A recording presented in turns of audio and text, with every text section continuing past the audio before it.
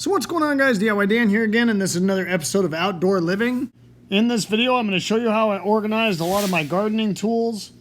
Now, I bought this organizer off of Amazon for like 17 bucks. So for $17, I definitely feel it was worth the value, and it is organizing all of my garden tools. However, I do have some dislikes about this organizer that include somewhat false advertising that was done on Amazon and on the box that it came in. And we're going to go over that as well. So let's get to it. So I actually put this garden tool organizer in a shed that I use to protect my pool equipment. This is a Rubbermaid shed, and on a little side note, this has been a very good shed. It's over 15 years old and is still in very good shape in Phoenix, Arizona, where the sun just beats the crap out of it for about 6 months of the year. Not to mention the fact that I've moved a total of 3 times in the time I've had this shed, and I've tore it down and put it up every time we moved. I started by putting one screw in the one side, then leveling it out and just adding the extra screws. Now, I did anchor this where there was option for pegboard hooks. However, I wasn't going to be using those, and they just worked better with the size screw I had, so they wouldn't poke out the other side of the shed. The actual proper location where to put your screws through is over at this location here, and there's a total of 4 of them on each bracket. So the location I actually put the screws in was actually made for these pegboard style hooks.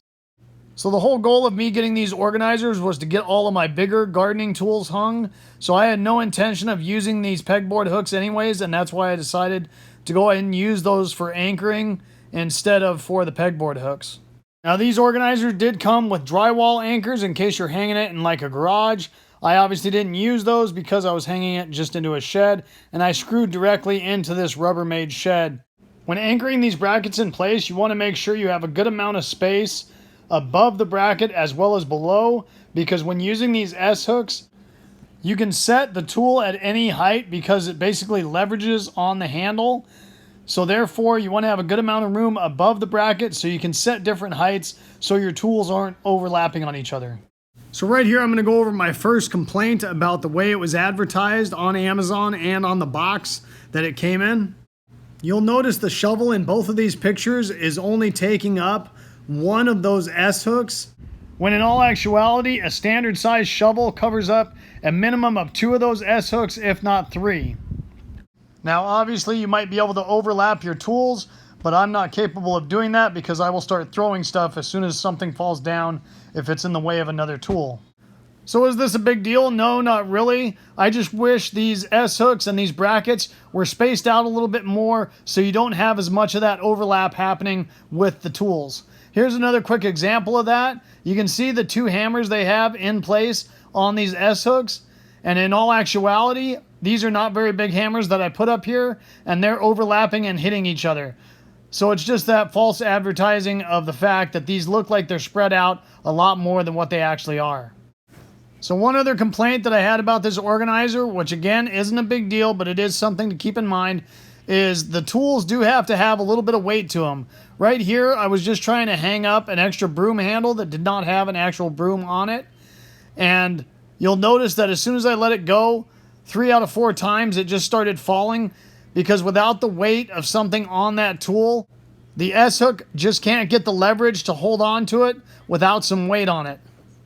Now, once again, this isn't really a big deal. It was just an extra broom handle that I was trying to hang up there, and that's the only tool that I had that problem with.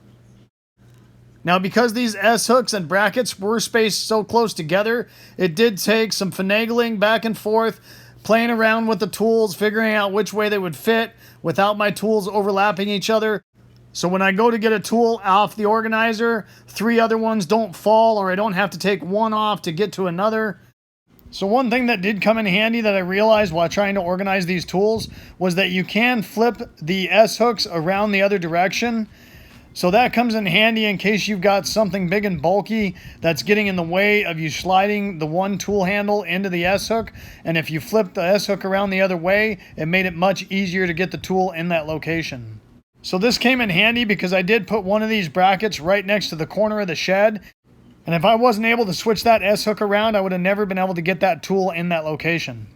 The other thing that's happened to us a couple times is that when getting a tool out, if we knock one of the other tools with the S-hook, it has a tendency to slip down a little bit. So we have had a couple problems with it, but for the most part, for what I paid for it, I'm pretty content. So that's going to wrap it up for this video, guys. Hopefully you enjoyed it and it gave you some good information. If so, make sure you hit that like button and subscribe to my channel if you haven't already. I'd really appreciate it. The whole concept of my channel is to give you guys the most information in the least amount of time as possible so I don't waste your time. And I hope to see you next time. Have a good one. Later.